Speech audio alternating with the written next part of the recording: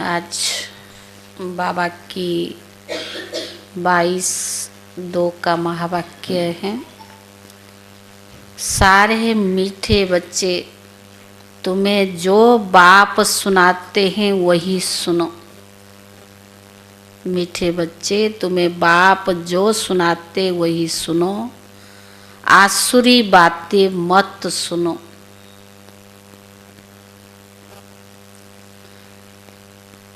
आसुरी बातें मत सुनो, मत बोलो। Hear no evil, see no evil, talk no evil.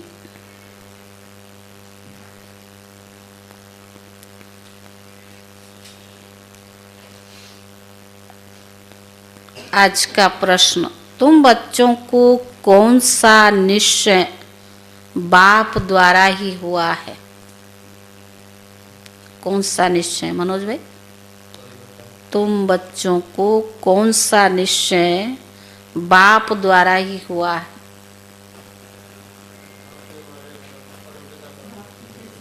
बाप हमारा परमात्मा है। कल्प की आयु 5000 वर्ष का है।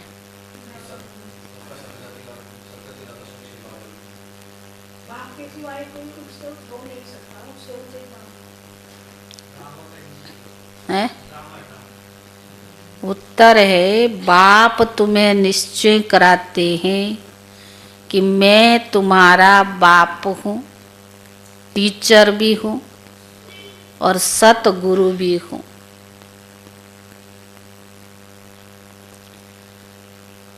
तुम पुरुषार्थ करो इसी स्मृति में रहने का।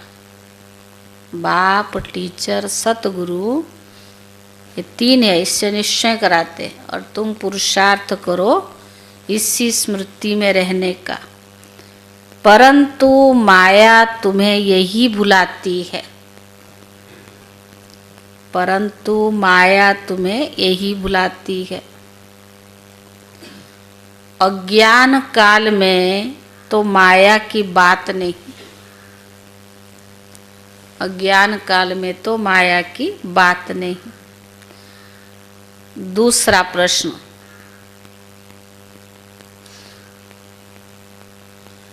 कौन सा चार्ट रखने में विशाल बुद्धि चाहिए? याद में भी क्या? कौन सा चार्ट रखने में विशाल बुद्धि चाहिए?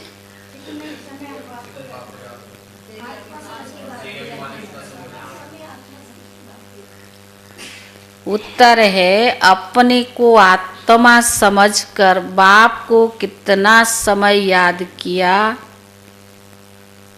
इस चार्ट रखने में बड़ी विशाल बुद्धि चाहिए। अपने को आत्मा समझकर बाप को कितना समय याद किया, इस चार्ट रखने में बड़ी विशाल बुद्धि चाहिए। देही अभिमानी हो, बाप को याद करो तब विक्रम विनाश हो। देही अभिमानी हो, बाप को याद करो तब विक्रम विनाश हो। ओम शांति। स्टूडेंट ने यह समझा कि टीचर आए हुए हैं। यह तो बच्चे जानते हैं वो बाप भी है, शिक्षक भी है और सुप्रीम सतगुरु भी है। बच्चों को स्मृति में है, परंतु नंबर बार पुरुषार्थ अनुसार। सबको एक जैसा स्मृति नहीं है ना, नंबर बार पुरुषार्थ अनुसार। तो बाबा ने कहा, बाकायदा कहता है, जब एक बार जान गए कि टीचर है अथवा ये बाप है, गुरु है, तो भूल सकते हैं। परंतु यहाँ माया भुला देती है। अज्ञान काल में माया कभी भुलाती नहीं है। बच्चों का कभी, बाबा ने कहा, बच्चा कभी भूल नहीं सकता कि हमारा बाप है। उनका यह ऑक्यूपेशन है। बच्चे को खुशी रहती है कि हम बाप के धन का मालिक हो। भले खुद भी पढ़ते हैं परंतु बाप की प्रॉपर्टी तो मिलती है ना। यहाँ तुम बच्चे पढ़ते हो और बाप की तुम्हें प्रॉपर्टी भी मिलती है। तुम राजयोग भी सीख रही हो। बाप द्वारा निश्चय हो जाता, बाप द्वारा निश्चय हो जाता हम बाप का हूँ। बाप ही सदगति का रास्ता बता रही है, इसीलिए वह सतगुरु भी है। यह बातें कभी बच्चों को भूलनी नहीं चाहिए। बाबा जो सुनाते हैं बच्चों को वही सुनना है। यह जो बंदरों का खिलौना दिखाते हैं, hear no evil, see no evil, talk no evil, यह मनुष्यों की बात है। बाबा कहते आसुरी बातें मत बोलो, मत सुनो, मत देखो। Hear no evil, see no evil, talk no evil, यह है मनुष्यों की बात। तो बाबा ने कहा पहले बंदरों को बनाते थे, अभी तो तुम मनुष्यों का बनाते हो। तुम्हारे पास नलनी का बनाया हुआ है। यह तुम बच्चों के ग्लानि की बातें मत सुनो। कोई ग्लानि करता है उसकी बातें मत सुनो। बाप कहते मेरी तुमने कितना ग्लानि किया।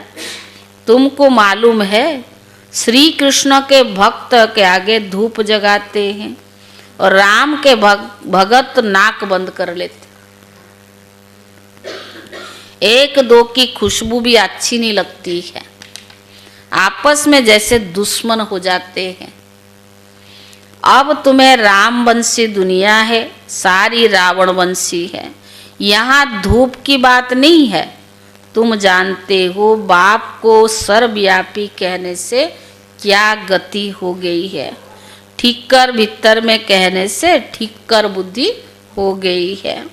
तो बेहद का बाप जो तुमको वर्षा देते उनकी कितनी ग्लानि करते हैं। ज्ञान तो कोई में है नहीं, वह ज्ञान रतन नहीं परंतु पत्थर है।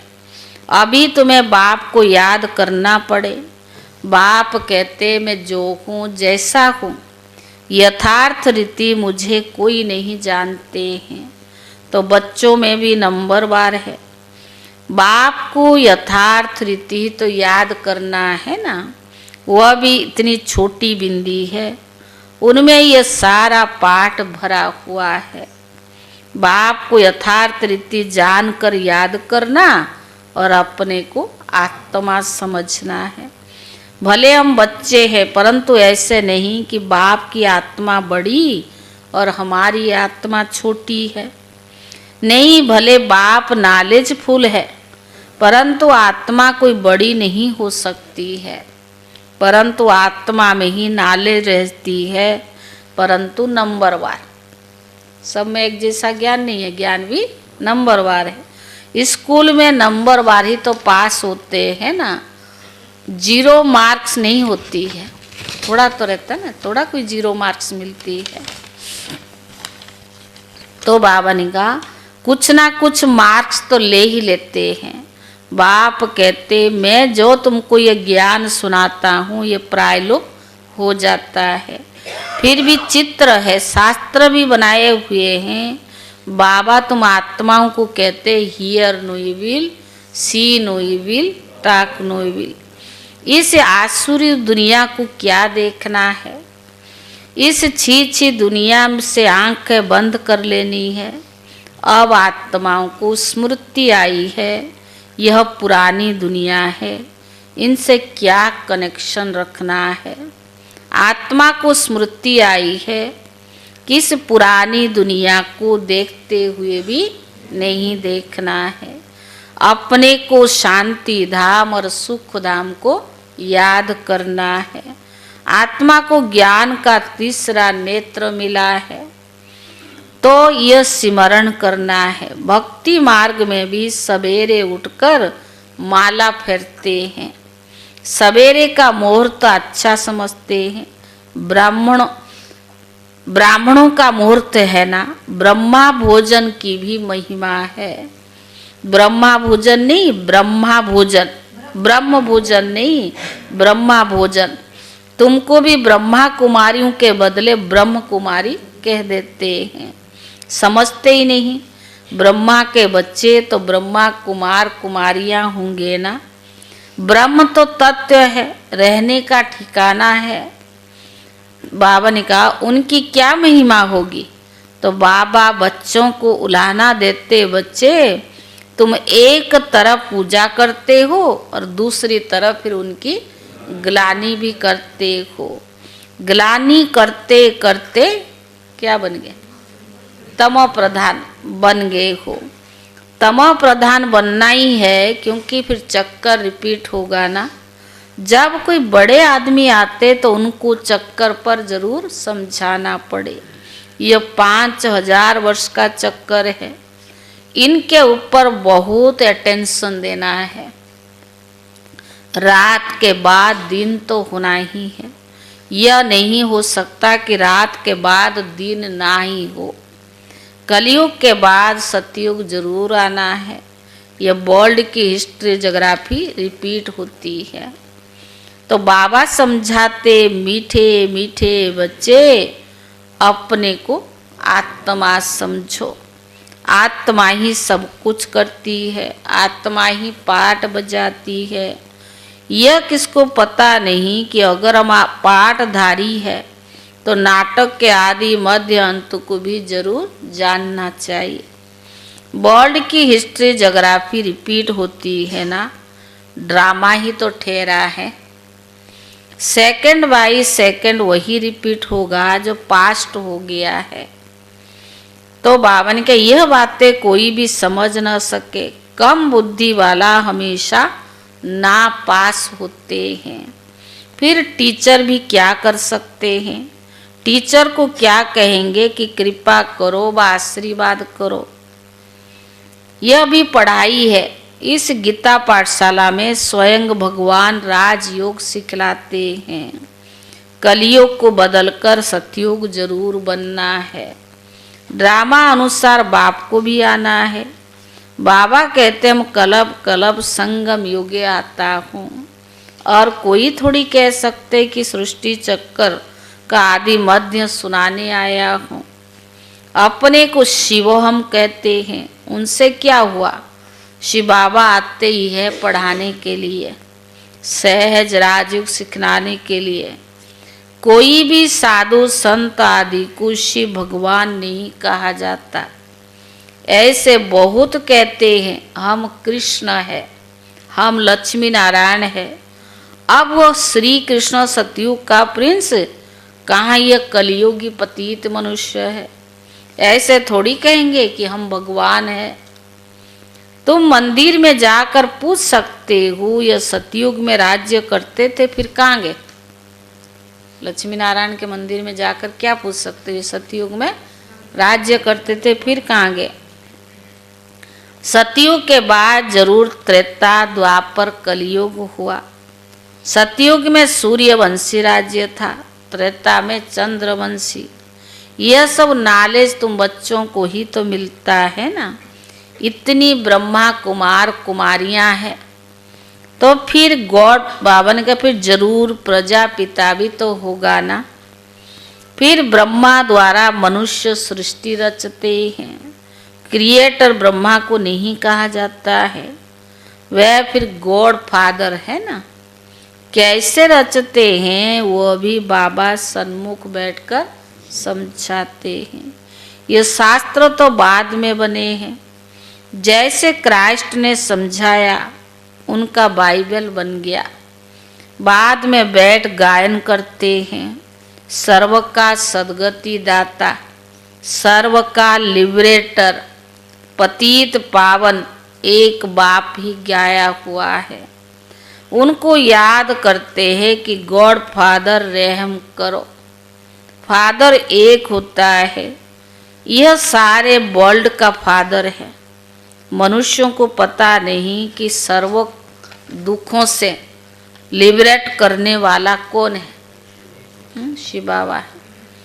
अभी सृष्टि भी पुरानी है और मनुष्य भी पुराने तमो प्रधान है। यह है ही iron aged world, golden age था ना, फिर जरूर होगा। यह विनाश हो जाएगा, वर्ल्ड वार होगी, अनेक कुदरती आपदाएं भी आएगी। तो बाबा ने कहा समय तो यही है, मनुष्य सृष्टि कितनी वृद्धि को पाई हुई है।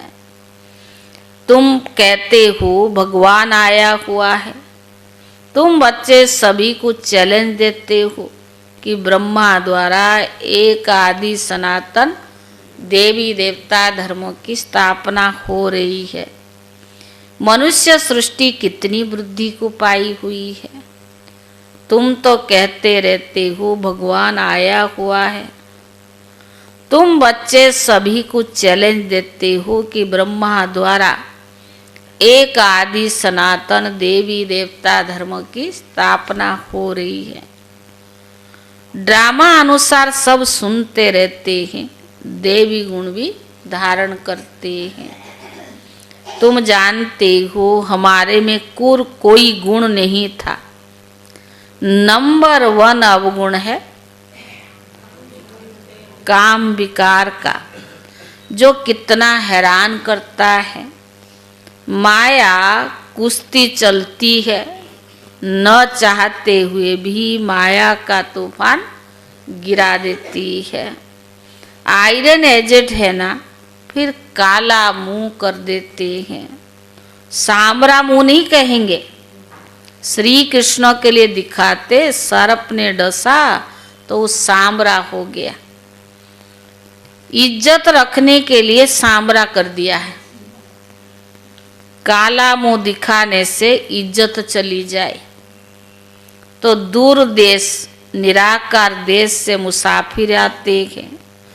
आयरन एजेड दुनिया काले शरीर में आकर इनको भी गोरा बनाते ब्रह्मा के तन में। तो बाबा ने कहा अब बाबा कहते तुम बच्चों को भी सतो प्रधान बनना है। मुझे याद करो तब विक्रम विनाश होंगे और तुम बच्चे विष्णुपुरी के मालिक बन जाएंगे। ये ज्ञान की बातें समझने की है ना। बाबा रूप भी है तो बसंत भी है, तेजोमय बिंदु रूप है, उनमें ज्ञान भी है। नाम रूप से न्यारा कोई चीज होता नहीं। तो बाबा ने कहा उनका रूप क्या है यह दुनिया नहीं जानती है। बाबा तुमको समझाते हैं। मुझे भी आत्मा कहते, सिर्फ सुप्रीम आत्मा परमात्मा से मिलकर हो जाता है परमात्मा। बाप भी है, टीचर भी है, और ये भी कहते कि मैं नॉलेजफुल भी हूँ। बाबा समझाते हैं नॉलेजफुल अर्थात बाबा ने कहा नॉलेजफुल अर्थात सबके दिलों को जानने वाला। अगर परमात्मा सर्वव्यापी है फिर सब नॉलेजफुल हो गए, फिर उस एक को क्यों कहते हैं? मनुष्य की कितनी तुच्छ बुद्धि है, ज्ञान की बातों को बिल्कुल नहीं समझते हैं। बाप ज्ञान और भक्ति का कंट्रास्ट बैठ बताते हैं। पहले पहले ज्ञान दीन है सतयुग त्रेता, फिर है द्वापर कलयुग। रात ज्ञान से सदगति होती है। ये राजयोग का ज्ञान हठयोगी समझ ना सके, ना गृहस्थी समझा सकेंगे क्योंकि वो अपवित्र है। अब राजयोग कौन सिखलावे? जो कहते हैं मामे कम याद करो तो विक्रम विनाश हो, तो निवृत्ति मार्ग का धर्म ही अलग है। प्रवृत्ति मार्ग का ज्ञान वो कैसे सुनाएंगे? तो बाबा ने कहा यहाँ सब कहते गॉड फादर इज ट्रूथ, बाप ही सच सुनाने वाला है। आत्मा को बाबा की स्मृति आई है, इसीलिए हम बाबा को याद करते कि आकर सच्ची सच्ची कथा सुनाओ नर से नारायण बनने की। यह तुमको सत्यनारायण की कथा सुनाता हूँ। आगे तुम सब झूठी कथाएं सुनते आए, अभी तुम सच्ची सुनते हो। झूठी कथाएं सुनते सुनते कोई नारायण बन ही नहीं सकता। फिर वो सत्यनारायण की कथा कैसे हो सकती है? मनुष्य किसको भी नर से नारायण बना नहीं सकते। बाप ही आकर स्वर्ग का मालिक बनाते हैं। बाप आते भी भारत में है, परंतु कब आते ये समझते नहीं है। शिव शंकर को मिलाकर कहानियां ही बना दी है। विष्णु बाबा ने कहा शिव पुराण भी है। गीता कहते श्री कृष्ण की है। फिर शिव पुराण बड़ा हो गया। वास्तव में नॉलेज है गीता में, सारी ज्ञान किसी में है, गीता में है। भगवान उवाच मनमना भव, यह अक्षर गीता के सिवाय दूसरा कोई शास्त्र में हो ही नहीं सकता। गाया भी जाता है सर्वशास्त्र शिरोमणि गीता।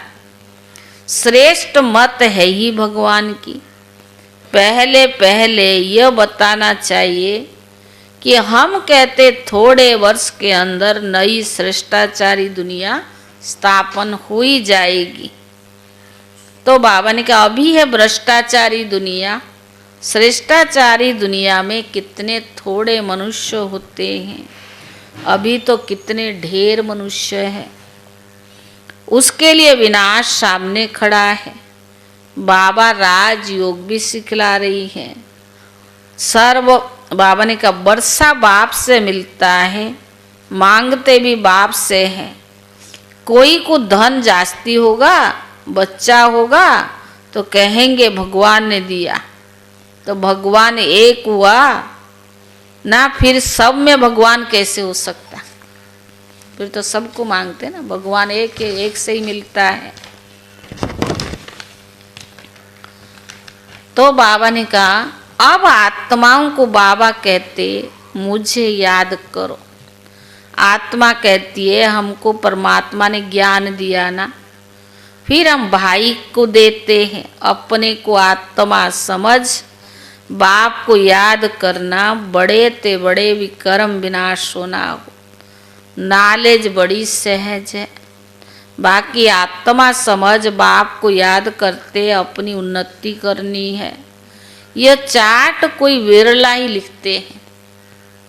अपने को आत्मा समझ बाप को याद करना, यह बिरला ही कोई चार्ट लिखते हैं। देही अभिमानी होकर बाप की याद में रहने से कभी किसी को दुख नहीं देंगे।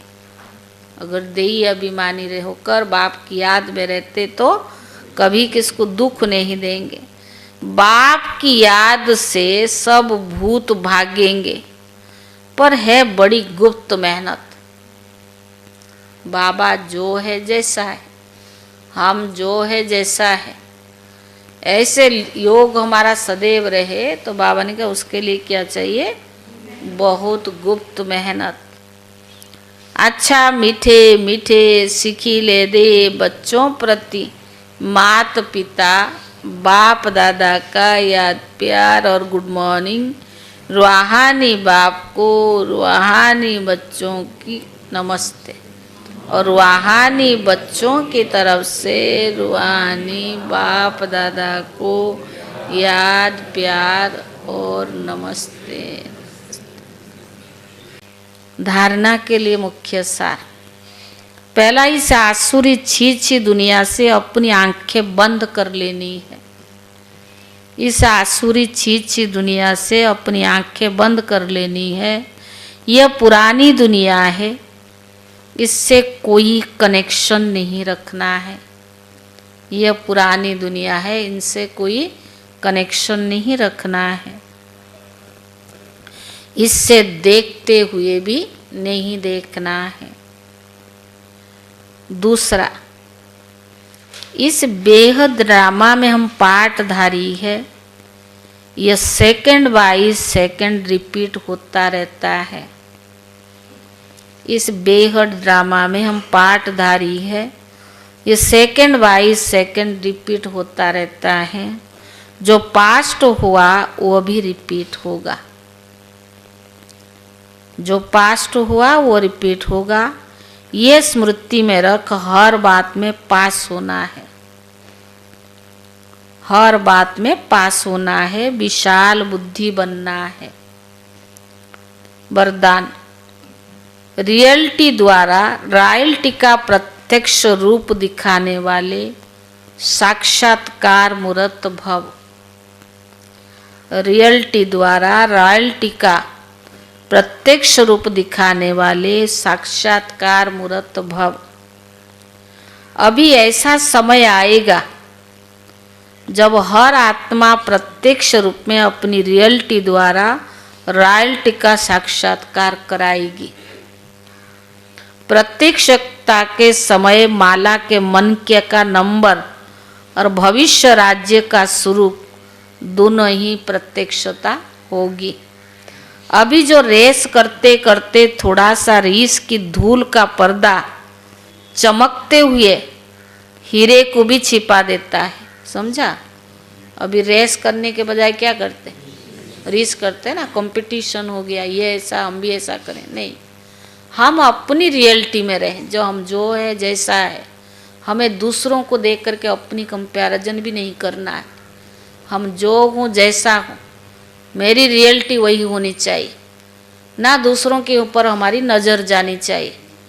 वो जो है जैसा वैसा रहेगा, मैं उसको कॉपी क्यों करूँ।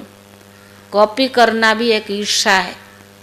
तो इसीलिए हमें उनको नहीं देखना है। बाबा इतना हमें दे रहा है, उसकी हमें रेस करनी है, रीस नहीं करना है। क्योंकि रीस करते तो धूल का पर्दा चमकते हुए भी हीरे को छिपा देता है। हमारा ओरिजिनल रूप छिप जाता है, आर्टिफिशियल रूप सामने आता है। हम ओरिजिनल में कुछ और है, दिखावा कुछ और करते हैं।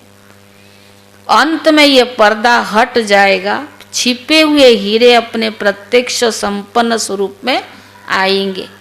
रॉयल फैमिली अभी से अपनी रॉयल्टी दिखाएगी, अर्थात अपने भविष्य पद को स्पष्ट करेगी।